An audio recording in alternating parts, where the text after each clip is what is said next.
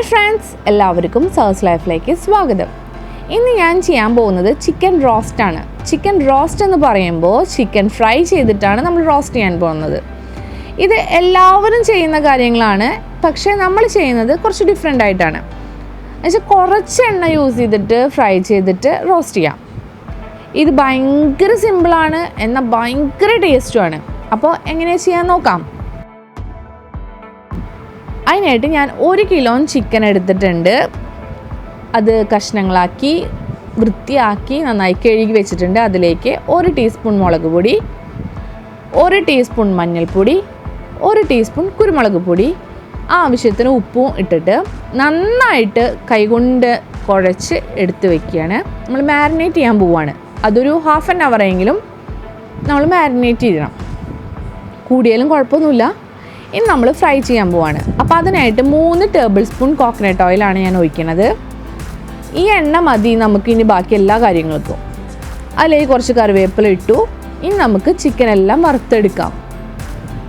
അപ്പോൾ ആദ്യം കുറച്ച് കട്ടിയുള്ള ഭാഗങ്ങളാണ് ഞാൻ നടുക്കിട്ടിരിക്കുന്നത്. തീ കൂടുതൽ വരുന്നത് ഞാൻ അടുപ്പിലാണ് കേട്ടോ, വിറകടുപ്പിലാണ് വെക്കുന്നത്.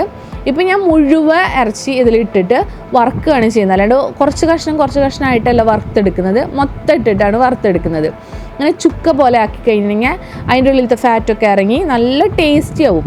അപ്പോൾ അതേ അത്യാവശ്യം വെള്ളം ഇറങ്ങിയിട്ടുണ്ടെങ്കിൽ ആ വെള്ളമൊക്കെ വറ്റി ഇനി നമ്മൾ ഒഴിച്ച ഓയിലും അതുപോലെ ചിക്കനിൽ നിന്ന് ഇറങ്ങിയ ഓയിലും കൂടി ആയിക്കഴിഞ്ഞാൽ ആ ഓയിൽ മതി നമുക്കിനി റോസ്റ്റ് ചെയ്യാനും. അപ്പോൾ അതേ ചിക്കനൊക്കെ അത്യാവശ്യം വറുത്ത് വന്നിട്ടുണ്ട്. അത് നമുക്ക് മാറാം. കണ്ടില്ലേ, ഇത്ര ഓയിലുണ്ട്. ഇനി നമുക്ക് റോസ്റ്റ് ചെയ്യാൻ പോകാം. ഞാൻ ഇതേ ഓയിലാണ് ഇനി റോസ്റ്റ് ചെയ്യാൻ പോകുന്നത്. അപ്പോൾ 2 സവോള ചെറുതാക്കി അരിഞ്ഞത് കൂടി ഇട്ടിട്ടുണ്ട്. നന്നായി കനം കുറച്ചായിരുന്നതാണ്. ഇനി അതൊരു ബ്രൗൺ കളർ വരുന്നവരെ നമുക്ക് വഴറ്റിയെടുക്കാം.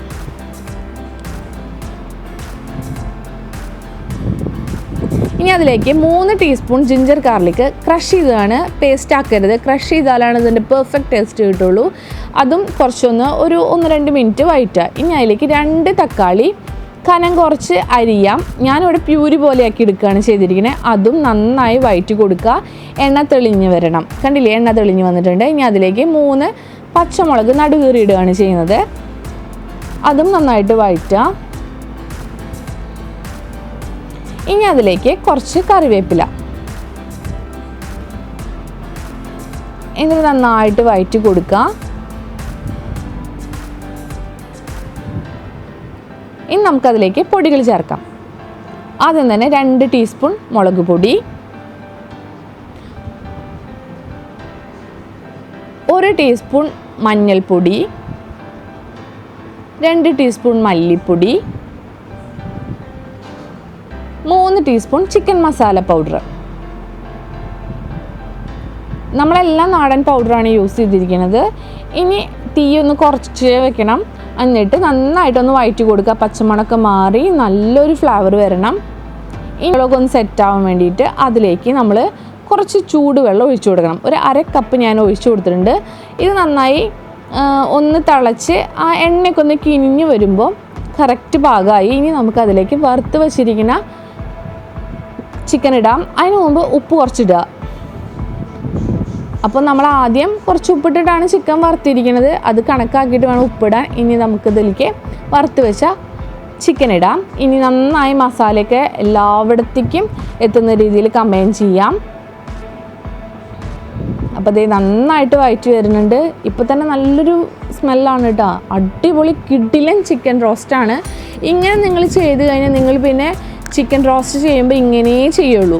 ഇതേപോലെ തന്നെ ഇപ്പോൾ ഞാൻ വറുത്തെടുത്ത പോലെ തന്നെ നമ്മൾ ചില്ലി ചിക്കൻ ഉണ്ടാക്കുമ്പോഴും അങ്ങനെ വറുത്തെടുക്കുകയാണെങ്കിൽ ആ കറിക്ക് നല്ലൊരു ടേസ്റ്റാണ്. അപ്പോൾ എല്ലാവരും ട്രൈ ചെയ്ത് നോക്കുക.